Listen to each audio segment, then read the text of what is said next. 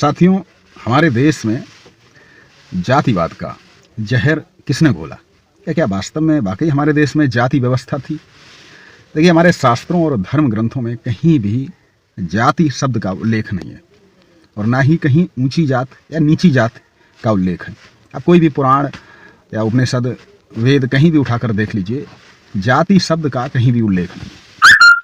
फिर ये जाति व्यवस्था आई कैसे? तो साथियों, ये बात अलग है कि हमारे शास्त्रों में, धर्म पुराणों में वर्ण का उल्लेख जरूर है। वर्ण व्यवस्था क्या थी कि काम करने के हिसाब से, कि अगर आप पूजा पाठ का काम करते हैं तो आप ब्राह्मण, अगर आप देश के लिए लड़ते हैं या सुरक्षा का काम करते थे तो आप क्षत्रिय वर्ण में, और आप व्यापार करते हैं तो आप वैश्य वर्ण में, या फिर आप सेवा में हैं तो आप शूद्र वर्ण में। और ये भी वैदिक काल में, यानी कि प्रारंभिक वैदिक काल में ये जो व्यवस्था कर्म पर आधारित थी, कोई भी जन्म से नहीं होता था उसका वर्ण।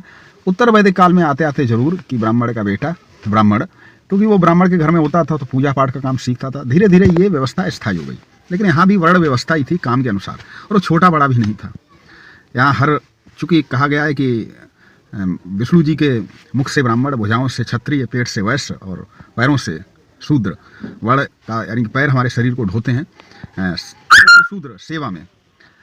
लेकिन आपने देखा होगा कि जब हम किसी के सम्मान देते हैं बड़ों को, तो उसके चरण स्पर्श ही करते हैं। तो ऐसा नहीं कि कहीं भी ये कहा गया कि ये शूद्र वर्ण में है तो ये नीचा या छोटा है। लेकिन अंग्रेजों ने आकर देखा कि भारत को किस तरह तोड़ा जाए, डिवाइड एंड रूल, तो उन्होंने धर्म के अनुसार तो लड़ाया ही, लोगों को जाति में भी लड़ा दिया और कहा कि देखिए, तुम सेवा का काम करते इसलिए तुम छोटी जात के हो। हाँ, और उन्होंने जो नेतृत्व या जमीनी व्यवस्था वो ब्राह्मण और क्षत्रियों को भी अंग्रेजों ने दी, जैसे कि जमींदारी वगैरह, और उन्हीं के माध्यम से शोषण कराया। तो धीरे धीरे जो ब्राह्मण क्षत्रिय थे उन्हें भी लगने लगा कि नहीं, हम ऊंची जात के हैं और उनका ये नीची जात। तो ये व्यवस्था धीरे धीरे अंग्रेजों ने हम लोगों को, वो कहा जाता है एक ही बात कई बार कही जाए, लिखी जाए तो हम उस पर विश्वास करने लगते हैं। धीरे धीरे हमारे समाज में जाति व्यवस्था आ गई।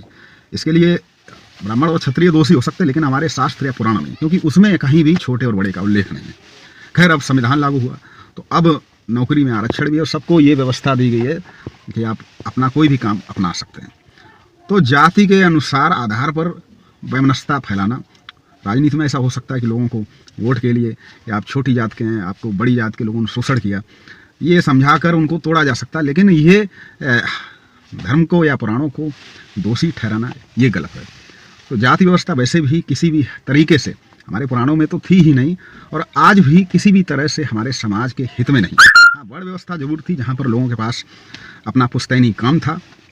अंग्रेजों ने जो शिक्षा दी, तो सबसे पहले लोगों ने जो पुश्तैनी काम थे उसी पर प्रश्न चिन्ह उठाया। जैसे कि धोबी था, उसका बेटा ने अपने पिताजी से कहा कि मैं कपड़े क्यों धोऊं, जबकि सबके पास रोजगार था। खैर, अंग्रेजी शिक्षा ने लोगों को अपने पुश्तैनी काम से उसको छुड़वा दिया। अब कोई भी कपड़े धो सकता है, कोई भी पढ़ा सकता है। ये बात अच्छी मान सकता हूँ कि आधुनिक स्तर पर अच्छी है कि सबको मौके मिलने शुरू हुए।